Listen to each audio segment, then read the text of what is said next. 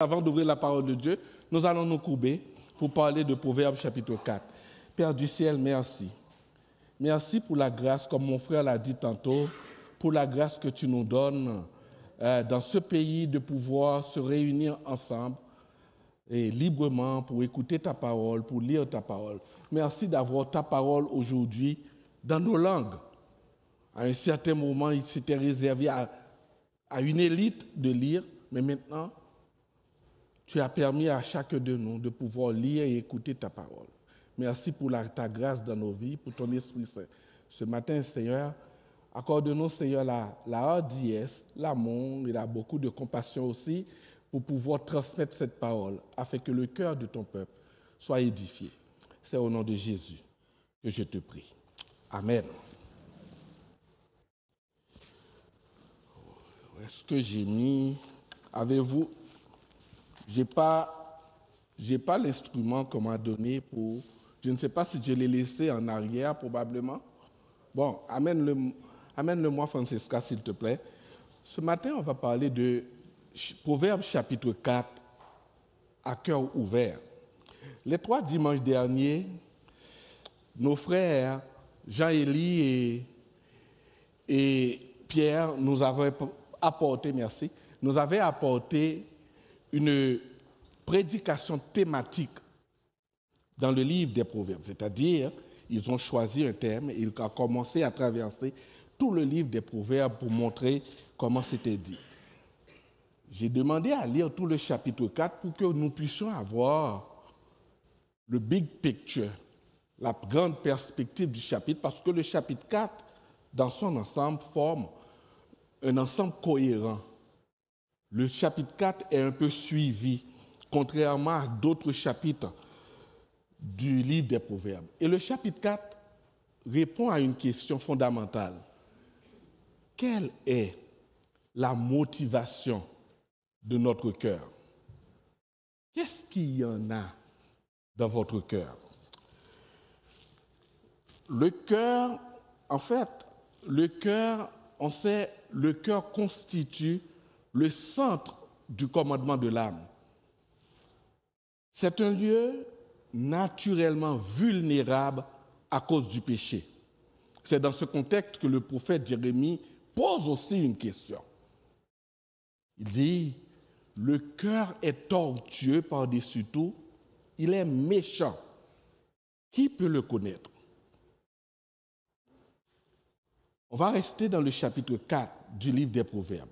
Et ce chapitre 4 pourrait se diviser en 3 parties. Et chacune de ces parties se présente sous la forme d'un père qui enseigne à son fils. Et commence par à peu près la même chose. D'abord, dans le verset 1, « Écoutez mes fils ». Dans le verset 10, « Écoute mon fils ». Dans le verset 20, « Mon fils, retiens ». Chacune des parties commence par une instruction.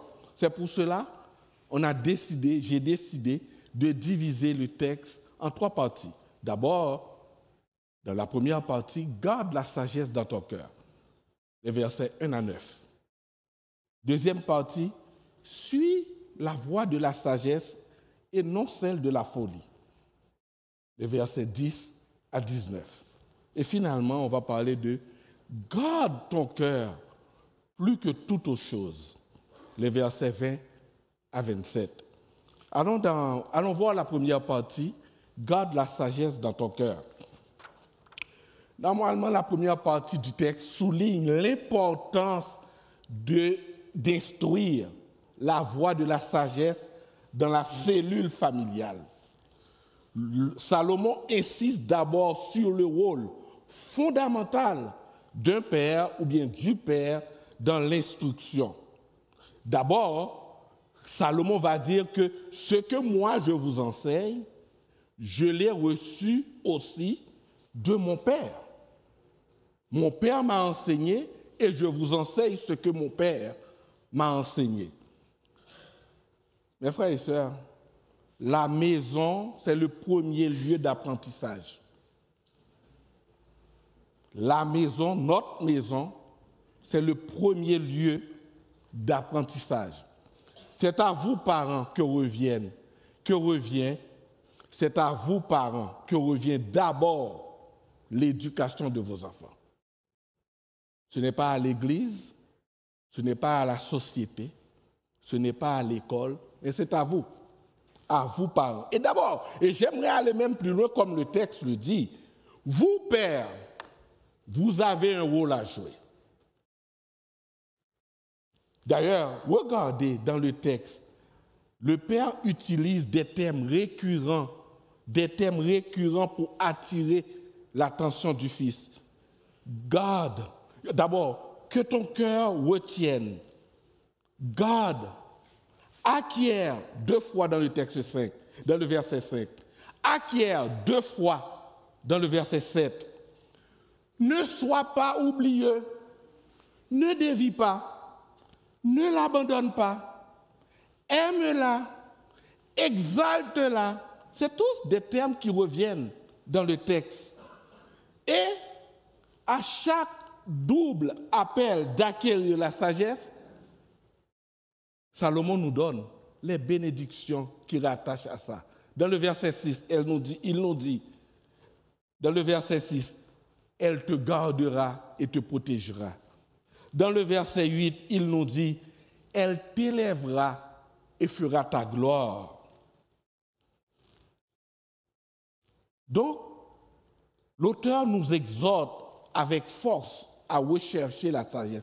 Ce n'est pas seulement à rechercher comme ça, mais à engager tout notre cœur dans la recherche de la sagesse. C'est avec un zèle persévérant, en y engageant pleinement notre cœur, toute notre énergie. Et ce n'est pas unique dans le chapitre 4, parce que dans le chapitre 2, 2 chapitres en avant, si on revient, c'est la même structure. Un père qui enseigne à son fils de chercher, de rechercher, d'appliquer son cœur à la sagesse. Et dans les versets 5 et 6, l'auteur Salomon nous donne les bénédictions qui s'y rattachent. Il dit, alors tu comprendras la crainte de l'Éternel et tu trouveras la connaissance de Dieu. Ah, l'Éternel donne la sagesse. De sa bouche sortent la connaissance et l'intelligence. Dieu regarde nos cœurs, mes frères et sœurs. Dieu regarde, c'est quoi la motivation de ton cœur? Tu veux Dieu, Dieu va te révéler à toi. C'est comme ça. Dieu regarde. Dieu s'attend à ce qu'il y ait en toi et moi une certaine disposition de cœur. J'aimerais attirer votre attention sur une chose dans le texte. Quand j'ai lu, et quand vous avez lu probablement le chapitre 4, regardez le ton positif qui est employé. Le père emploie, je peux dire, le père privilégie une approche positive dans le texte. Et ceci contraste entre toi et moi en tant que parents.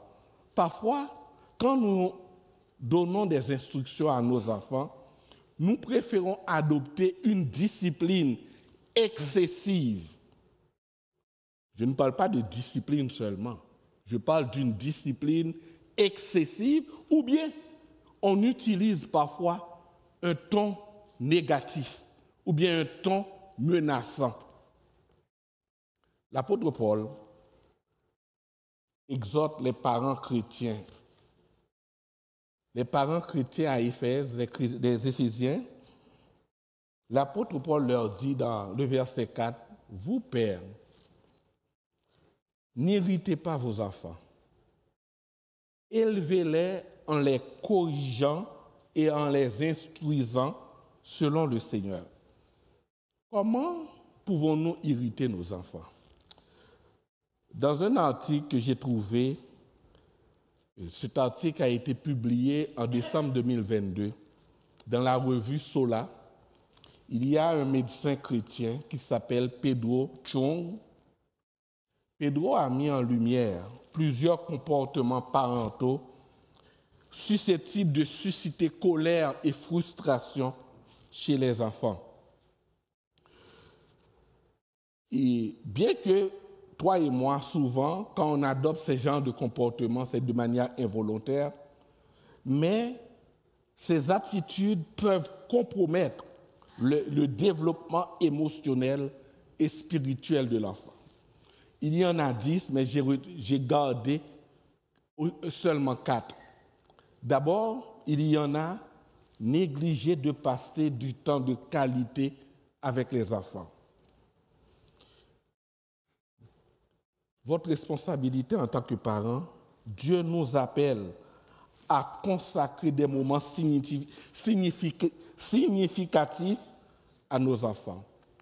Le dialogue, l'écoute, l'instruction nourrissent leur croissance en sagesse.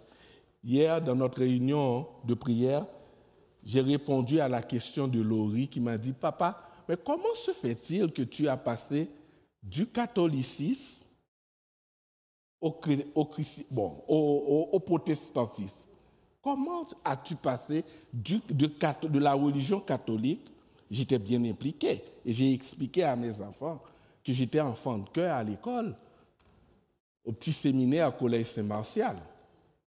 Il m'a demandé comment ça s'est produit dans ta vie. Et j'ai dû expliquer comment j'ai entendu l'Évangile. J'ai dit à tous les trois, c'est une bonne question. C'est une agréable question pour le savoir. Deuxièmement, ça qu'on fait souvent, et même moi, je dois le confesser, c'est de critiquer constamment nos enfants. D'ailleurs, j'aimerais vous dire, personne n'aime qu'on le critique. Personne. Si après la prédication, tu viens me voir, « Ah, Claude François, qu'est-ce que tu as dit? Ça n'a pas de sens. » C'est vraiment, ça va frapper quelqu'un. Ça va me frapper aussi. Tu n'as rien dit, Claude François. Tout le monde aime qu'on dise « Oh, tu as bien parlé. Tu as bien agi. » Tout le monde l'aime. C'est le cœur de l'homme. Et encore moins nos enfants. Quand on critique les enfants tout le temps, pour n'importe quelle raison, des reproches incessants, loin de corriger, blessent et diminuent l'estime de soi. Dans 2 Corinthiens, que Paul avait beaucoup de problèmes avec l'Église, Paul dit « Dieu m'a donné l'autorité pour l'édification. » Les paroles doivent plutôt édifier au lieu de détruire. Troisièmement, exiger de manière excessive. Qu'est-ce que ça veut dire? C'est bon, on va le voir plus tard, tantôt dans l'application. Tous les parents, on a de grands rêves pour nos enfants. C'est beau. Mais on doit avoir un juste équilibre, maintenir un juste équilibre entre discipline et encouragement, en tenant compte de l'unicité de chaque enfant. Chaque enfant est unique. Moi, à la maison, mes parents me poussaient beaucoup. Ça a marché avec moi. Ça a marché surtout à l'école. À l'école, ça a beaucoup marché. Et je peux vous le dire clairement. Mais il y en a d'autres enfants, ça les détruit. Ça détruit d'autres enfants. Il faut faire très attention. Et finalement, il y en a une autre point qui détruit aussi les enfants. C'est de les comparer avec d'autres enfants. Les comparaisons injustes minent la sécurité affective et génèrent du ressentiment chez l'enfant. Tu ne vois pas, tu n'es pas comme les enfants d'eux. Tu ne sais pas ce qui se passe dans la famille d'à côté. Il faut faire attention à ce qu'on dit à nos enfants. En résumé, qu'est-ce que cette première partie nous a dit et comment on peut l'appliquer? D'abord, l'absence des parents, particulièrement celle d'un père, peut entraîner des conséquences néfastes sur la vie d'un enfant. J'ai regardé encore ce matin une des causes que les jeunes s'engagent dans des gangs. Soit la famille est dysfonctionnelle, ou bien ils n'ont pas de modèles parentaux. J'ai regardé ce matin les causes avant de venir. Dieu vous a donné la première église, c'est votre maison. Les réseaux sociaux ne peuvent pas remplacer la présence des parents. Lorsque vous négligez du temps avec vos enfants, vous leur dites qu'ils ne vous intéressent pas. C'est ça que vous communiquez à eux et les enfants intériorisent ce message de façon consciente ou inconsciente. Bon, je vais apporter un bémol ici. Je ne suis pas en train ni de moraliser, ni de culpabiliser des parents, parce que je peux comprendre aussi, il y en a différentes raisons qui pourraient pousser un père ou une mère à ne pas être à la maison. Des raisons de travail. Il y en a des raisons également, d'autres raisons. On peut comprendre. On ne va pas juger chaque parent. Mais ce que je veux dire par là, je veux dire, vous êtes parents, vous êtes ici à Gatineau, passez tout votre temps avec vos amis, ce n'est pas la solution. D'autre part, les parents chrétiens sont appelés à exercer un leadership chrétien au sein de la famille. Et ce leadership chrétien ne se limite pas à l'autorité, mais doit s'exprimer avant tout par l'exemple, par l'amour et l'enseignement fidèle des Écritures. Hier, j'ai raconté à mes enfants, parce qu'on est en train de lire le livre des Proverbes maintenant, Proverbe 1, quand on parle dans le Proverbe 1, où on dit de ne pas, si tes amis veulent te séduire, ne te laisse pas gagner. J'ai pris du temps avec eux pour leur expliquer mon cheminement spirituel. Comment, avant de me marier, et je leur ai dit, ça va faire, et vous le savez, ça fait 22 ans qu'on est ensemble, on est ensemble. Avant même, j'ai eu 2 rencontres, et une des raisons qu'on a brisé ces rencontres, c'est parce que dans les 2 occasions, on voulait que je péchais, on voulait que je pêche, et que j'ai refusé. Et c'était des gens d'église, c'est ça qui les a surtout étonnés. Et c'était des gens d'église. Je leur ai dit clairement. Donc, on doit exercer un foyer chrétien et ça se montre l'une des responsabilités en tant que moi, leader à la fois de l'église et de ma famille, c'est d'enseigner, d'exposer à mes enfants la vérité de la parole de Dieu. Et cela de manière intentionnelle. On doit le faire à la maison. On doit créer intentionnellement des moments de communion familiale, de prière, de lecture de la Bible. Et ça doit être de manière intentionnelle. Ce n'est pas quand on aura du temps. Et je leur ai dit, quand on va prier 1 heure, 2 heures à l'avant, c'est le moment où on va prier tantôt. Dans quelques minutes, on va prier. Achevez de faire ce que vous voulez faire.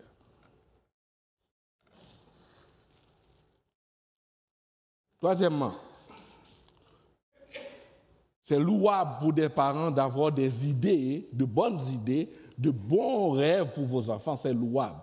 Mais il faut comprendre, avoir des attentes irréalisables, impossibles pour vos enfants, ça va plutôt les frustrer, plutôt que de les aider. Quatrièmement, une des choses qu'on peut faire aussi en tant que parents, on doit commencer à apprendre à féliciter nos enfants pour les bons coups qu'ils font, qu'ils commettent, les bons coups dans leur vie. Oh, ça, c'était bien ce que tu as fait.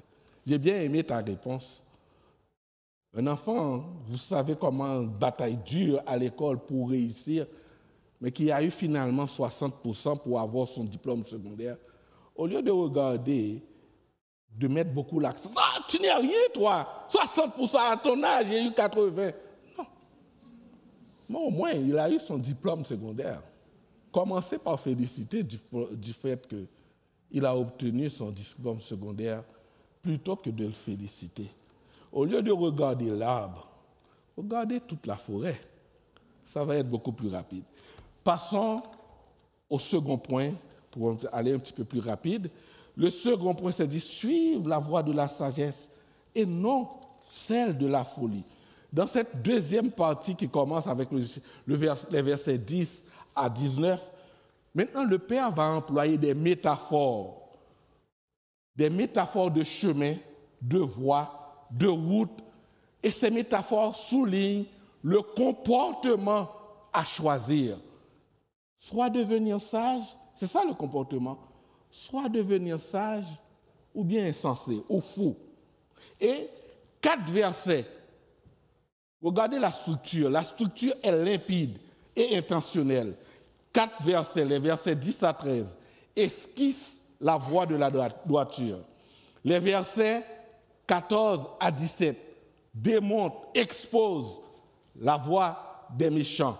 Et finalement, l'auteur conclut en opposant la lumière grandissante des justes à l'obscurité des impies. De manière précise, le comportement de celui ou de celle qui désire la sagesse se révèle dans ses choix.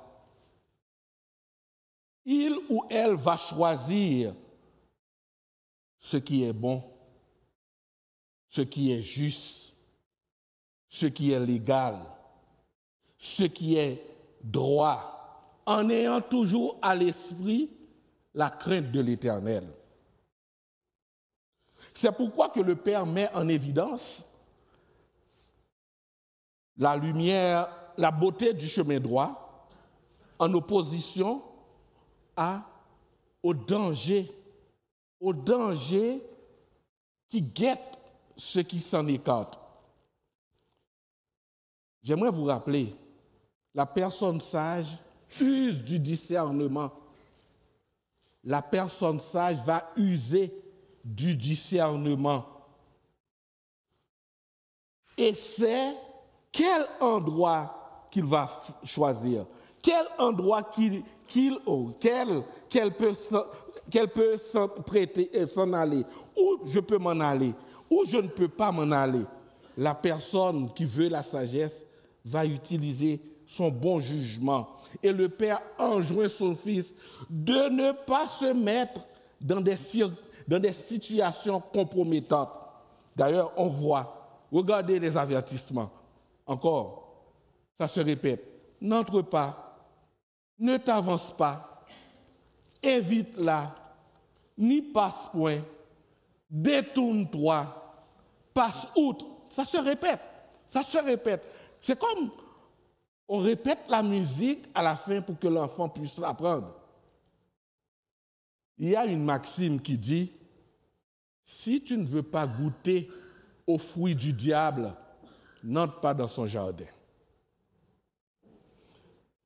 Dimanche dernier, notre pasteur en a parlé dans Éphésiens 4. Un des textes nous dit, quand tu es en colère, c'est comme les barrières tombent, dit, ne donnez pas accès au diable. Toi et moi, on doit nous rappeler, tu ne veux pas goûter aux fruits du diable, n'entre pas dans son jardin. Évite-la, passe outre. L'enfant de Dieu qui veut la sagesse, qui veut chercher ce qui plaît à Dieu, ne peut pas s'asseoir parmi les méchants, ne peut pas emprunter le chemin des méchants. D'ailleurs, c'est ce que Salomon veut nous dire ici. Salomon nous prévient contre les détours dus à l'insouciance et à la désobéissance. Il nous rappelle, ça va nous amener à la confusion, à la chute et à la souffrance. Bien que le chemin de la sagesse lui-même est parsemé d'embûches, mais celui qui écoute l'instruction, celui qui garde ses enseignements dans son cœur, va avancer avec discernement et trouvera la lumière, la paix et la vie. Ceci rappelle, l'appel de la sagesse reflète celui de l'Évangile. C'est à peu près pareil pour l'Évangile, dans l'Ancienne Alliance, dans le livre des Proverbes. C'est ce que nous dit également l'Évangile que Jésus nous donne, nous rappelle.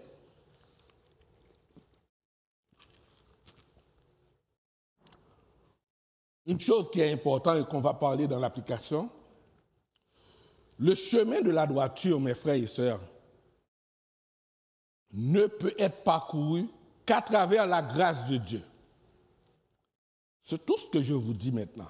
Je sais, pour moi aussi, c'est impossible par des efforts humains à le mettre en pratique. On a tous besoin de la grâce de Dieu. Seul Jésus-Christ peut rendre notre cœur capable de nous conduire fidèlement dans la volonté de Dieu. Avec les efforts humains, on va en parler tantôt, on ne peut pas. En contraste, les versets 16 et 17 décrivent avec gravité le parcours des méchants. Regardez, leur sommeil dépend du mal accompli. Ils ne dormiraient pas s'ils n'avaient fait tomber personne. C'est ce que nous dit Salomon. Le sommeil ne leur sera point ravi s'il n'a pas commis le mal. C'est ça le méchant.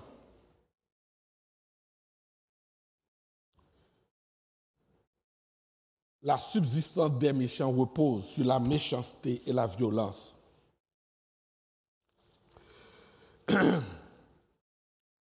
Les deux derniers versets, les versets 18 à 19, nous montrent de manière magistrale le contraste entre la lumière et l'obscurité. Le verset 18 compare la voie des justes à la lumière grandissante, image d'un progrès lumineux jusqu'au plein du jour. Tandis que le verset 19 nous montre la voie des méchants est une obscurité épaisse, marquée par l'égarement et le danger. Qu'est-ce que nous dit ces deux voies-là? Cela ne vous rappelle pas quelque chose? Dans le Sermon sur la montagne, Matthieu 7, versets 13 à 14. Entrez par la porte étroite, car large est la porte, spacieux le chemin qui mène à la perdition. Et Jésus nous dit, il y en a beaucoup qui rentrent par là. Mais étroite est la porte, resserrez le chemin, resserrez parce qu'il y en a des principes, resserrez le chemin qui mène à la vie. Il y en a peu qui les trouvent. Jésus a opposé la voie large qui mène à la perdition à la voie étroite qui mène à la vie. Ça doit nous attirer notre attention également. Le disciple du Christ, le chrétien est ainsi appelé à discerner, à choisir et à persévérer sur le chemin de la droiture. Qu'est-ce que cette deuxième partie nous dit et comment peut-on l'appliquer?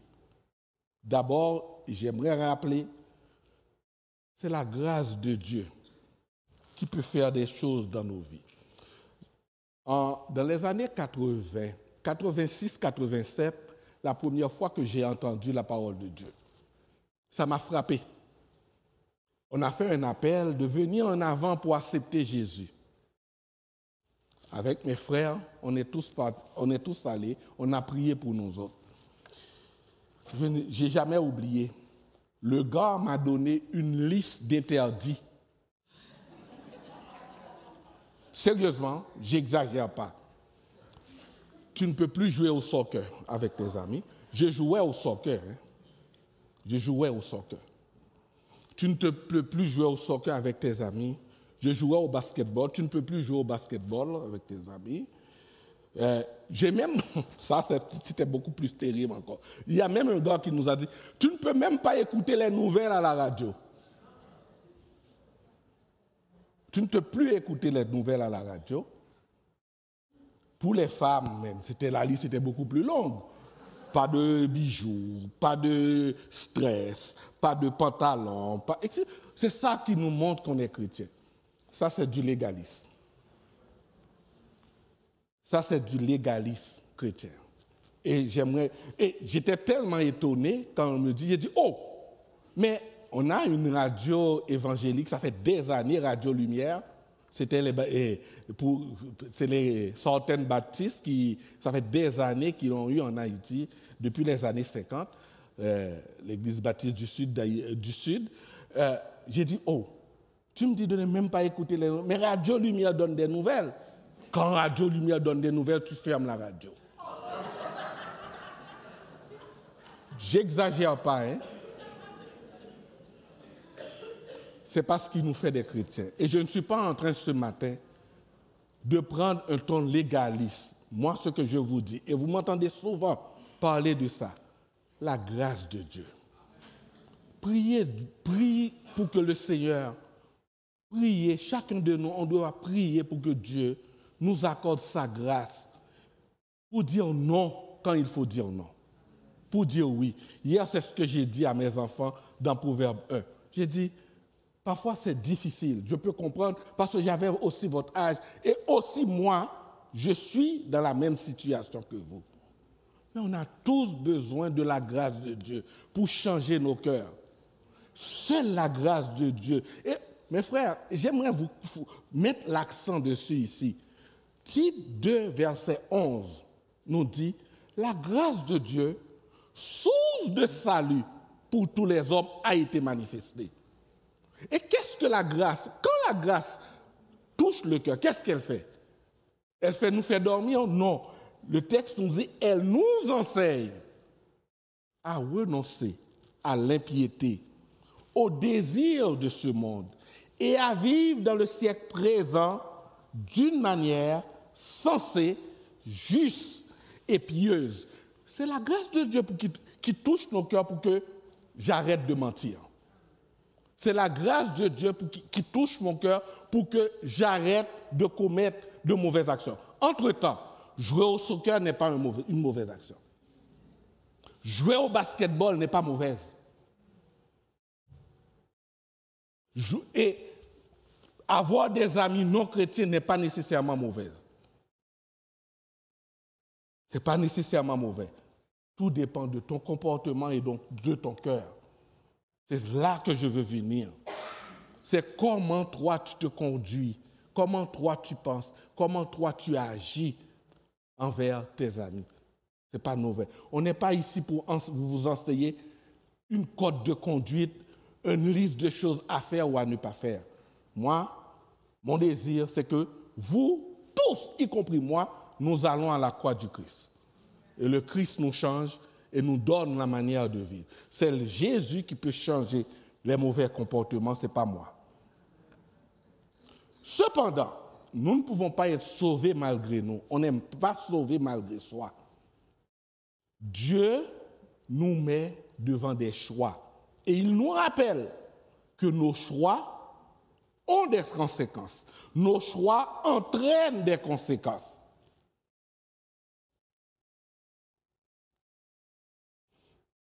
Nos choix entraînent des conséquences. Donc, il nous rappelle qu'il est nécessaire de choisir avec sagesse notre voie, nos amitiés et nos influences. Rappelez-vous souvent, et c'est ce que je vous dis, les mauvaises compagnies corrompent les bonnes mœurs. Les mauvaises compagnies corrompent les bonnes mœurs. Donc, il est donc salutaire de s'entourer de croyants partageant nos foi et nos valeurs et capables de nous soutenir dans l'épreuve et de nous reprendre avec amour lorsque nous nous égarons. Avoir des croyants, des chrétiens autour de nous, c'est correct, c'est bien. Celui qui fréquente les sages devient sage, nous dit Proverbe. Celui qui fréquente les insensés court à sa perte. C'est sûr qu'en tant que chrétien, il y a des choses qu'il faut comprendre. Il faut comprendre. Tu veux arrêter de fumer et tu t'entoures des gens qui fument tout le temps. Ça, là, ça ne marche pas, là. Tu as une mauvaise habitude avec la drogue et tu entoures toujours des dealers de drogue. Mais écoute, on va te demander c'est quoi tu veux. Il y a des choses, on s'attend, la Bible encore, et toi aussi tu dois le savoir, quand tu veux plus quelque chose, on doit fuir. On doit se mettre d'autres endroits. Ce n'est pas uniquement d'enlever ce qui est mal, mais c'est de le remplacer par quelque chose de mieux.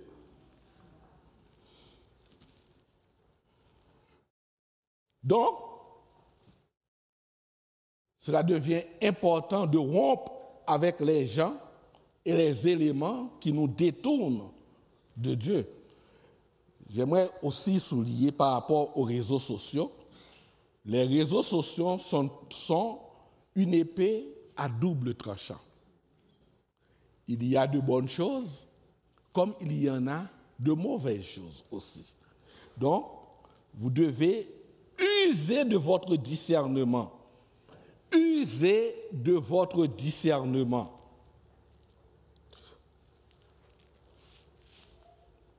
Ensuite,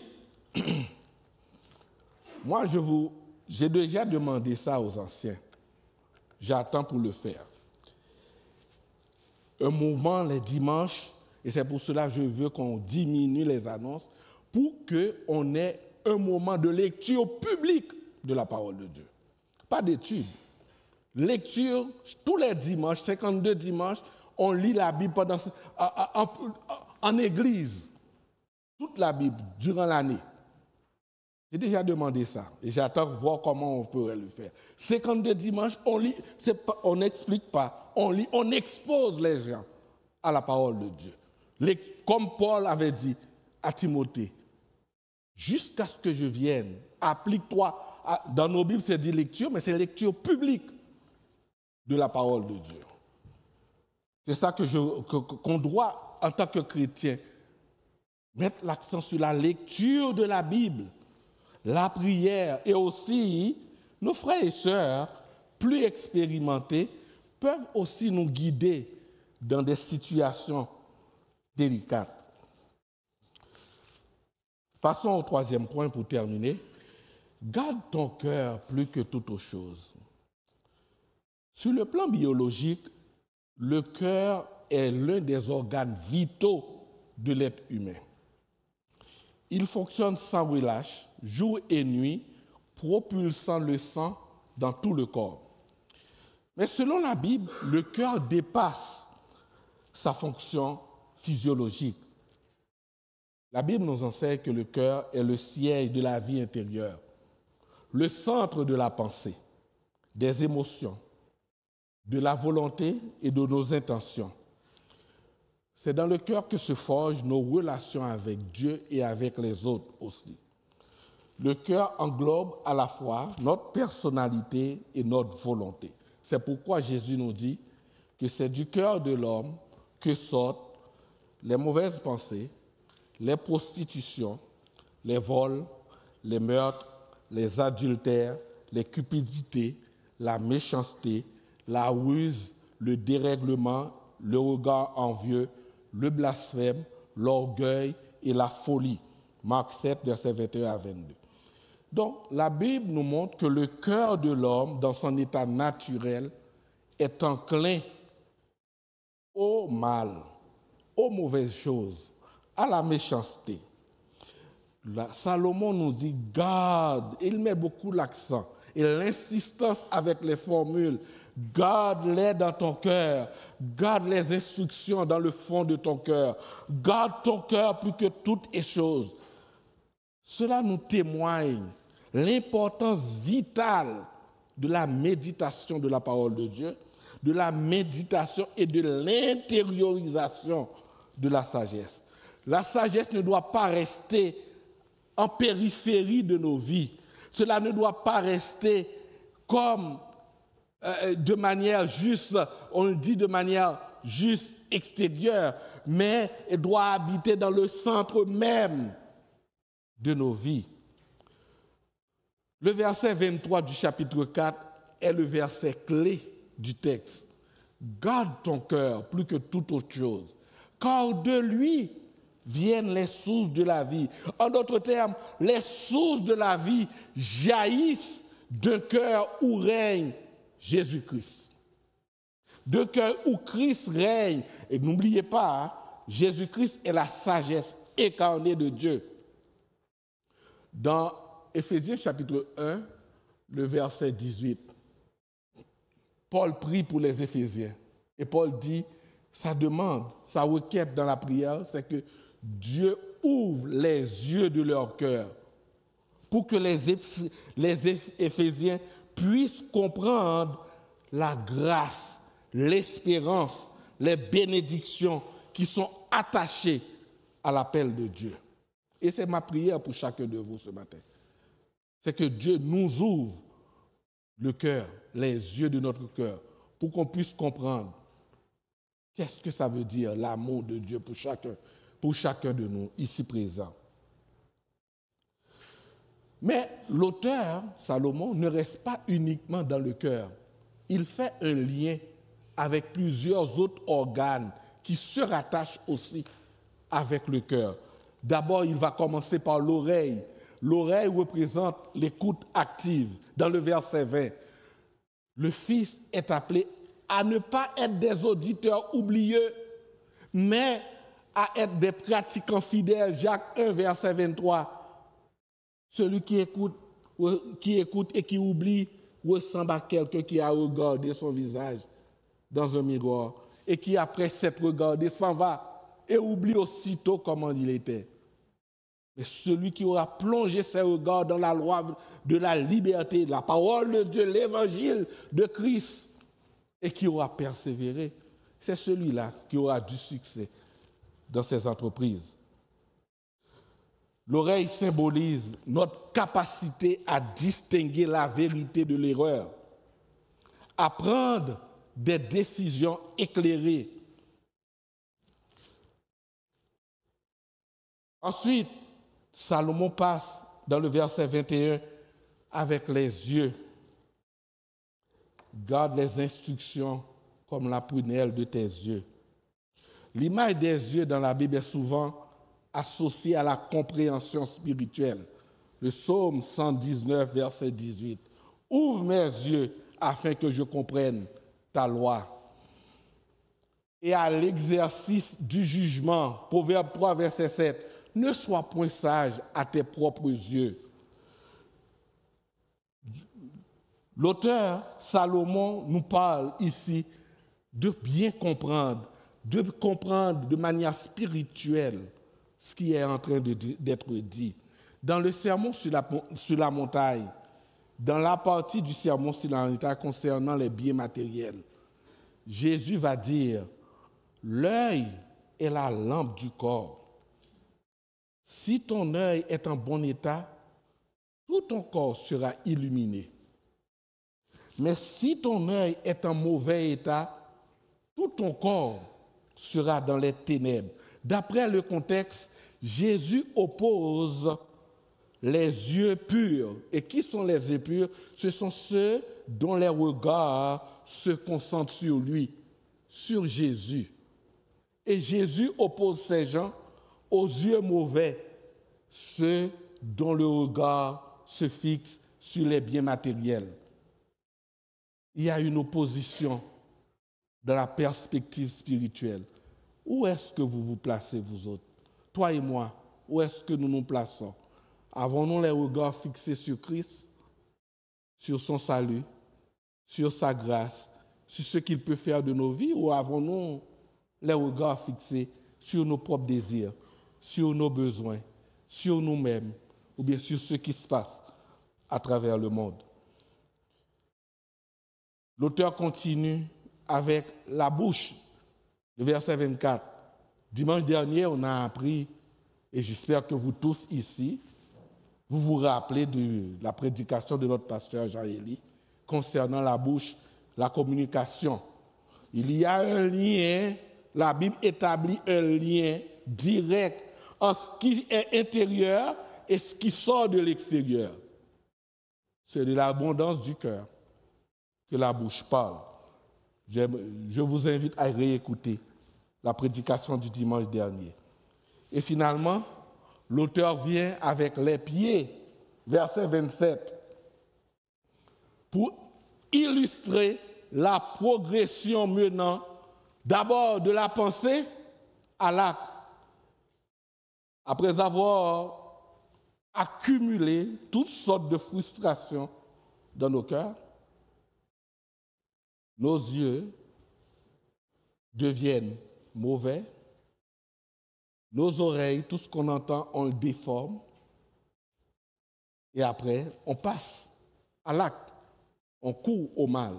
Dans Ésaïe chapitre 59, selon le contexte, Ésaïe reprend le peuple pour les crimes que le peuple d'Israël avait commis. Et Ésaïe leur dit, leurs pieds courent au mal. Ils ont hâte de répandre le sang innocent. Leurs pensées sont des pensées d'injustice. Et le ravage et la ruine sont sur leur route. Finalement, dans le verset 26, j'aimerais attirer votre attention que le mot traduit par « aplani tes chantiers », on aurait pu le traduire aussi, dans certaines versions d'ailleurs, on l'a traduit par « réfléchis sur tes sentiers ». Salomon nous invite à peser chaque démarche avec sagesse. Il y a un cheminement dans le péché. Ce cheminement global passe du cœur en passant par la parole, puis à l'action. Et Salomon nous demande, toi et moi, chacun d'entre nous, peser avec sagesse chacune de ces choses. En résumé, mes frères et sœurs, on cherche tous à avoir de la santé. Ici, on a quelque chose qui nous dit comment avoir une bonne santé. La santé pour tout notre corps. La sagesse préserve la santé du corps et aide à éviter les routes hasardeuses menant à la tentation et à la chute. Ce texte, Proverbe 4, nous enseigne que la sagesse d'en haut, lorsqu'elle est enracinée dans le cœur, transforme notre regard et façonne notre parole et guide notre conduite. Faisons la dernière application et la conclusion pour finir. L'homme né d'Adam est spirituellement malade. L'homme né d'Adam a une maladie cardiaque. Le problème de l'homme naturel, c'est son cœur. Ce n'est pas l'environnement. Et j'aimerais vous dire, ce n'est pas la société qu'il faut changer. C'est l'homme, son cœur. Sinon, c'est mettre la charrue devant ou bien avant les bœufs. Ce n'est pas la société, l'environnement de l'homme qu'il faut changer. Le prophète Jérémie a fait un bon constat quand il dit, on l'a vu tantôt au début, quand il dit « Le cœur de l'homme est tortueux par-dessus tout, il est méchant, qui peut le connaître ?» Mais le prophète ne s'arrête pas là. Il continue, il dit « Moi, le Seigneur, j'examine les pensées et les désirs de chacun, afin de traiter chacun selon sa conduite et selon le fruit de ses actions. Dieu connaît mon cœur, Dieu connaît le cœur de chacun de nous ici présents. Dieu regarde nos cœurs. Et ces paroles de Jérémie font écho à ce que Jean va dire dans son évangile par rapport à Jésus. Il a dit, Jésus n'avait pas besoin qu'on l'informe sur les hommes, car il savait ce qui est dans l'homme. Jean chapitre 2, les versets 24 à 25. Quand on a un problème cardiaque, il faut aller voir un médecin. L'homme a besoin de se rendre chez son médecin. Dans ce cas-ci, c'est un médecin spirituel parce que le problème de l'homme est spirituel. On a besoin de quelqu'un pour traiter notre problème spirituel, notre cœur spirituel. En 2025, en mars 2025, je ne sais pas si vous avez écouté, TVA avait annoncé, TVA a rapporté qu'un Australien atteint d'une grave insuffisance cardiaque est devenu le premier patient à quitter l'hôpital avec un cœur artificiel. Malgré cette prouesse médicale, le patient est décédé 100 jours plus tard. 100 jours plus tard, il est mort. Ce matin, j'ai une bonne nouvelle pour vous. Dieu peut vous donner un nouveau cœur, pas un cœur artificiel. Dieu ne vous donne pas un cœur artificiel. Pour être sauvé, l'homme doit expérimenter une transformation radicale de son cœur. C'est cela encore que j'insiste sur la grâce de Dieu, parce que cette œuvre ne peut s'accomplir que par la puissance de Dieu, dans nos vies. Car Dieu seul peut changer notre cœur mauvais. Dieu seul peut ouvrir, comme Paul l'a dit dans sa prière, notre intelligence à sa parole.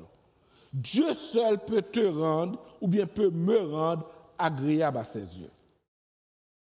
Le prophète Ézéchiel a dit, dans Ézéchiel chapitre 36, versets 26 à 27, « Je vous donnerai un cœur nouveau, et je mettrai en vous un esprit nouveau. J'ôterai de votre chair le cœur de pierre, et je vous donnerai un cœur de chair. » Et la promesse ne s'arrête pas là. « Je mettrai mon esprit en vous, et je ferai que vous suivriez mes prescriptions. Je ferai que vous observiez et pratiquiez mes ordonnances. » Ce texte nous montre que, d'abord, cette promesse était adressée à Israël.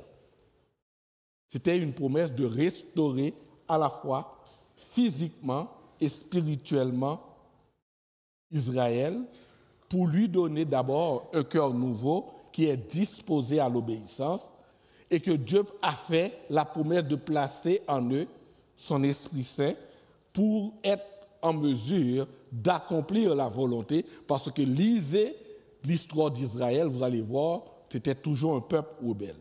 Mais cette promesse s'est pleinement réalisée dans la Nouvelle Alliance, inaugurée par la mort de Jésus-Christ et par l'effusion du Saint-Esprit lors de la Pentecôte. Toi qui m'écoutes aujourd'hui, quelle que soit, et j'ai bien dit, quelle que soit la condition de ton cœur, Dieu t'offre ce matin gratuitement une transformation.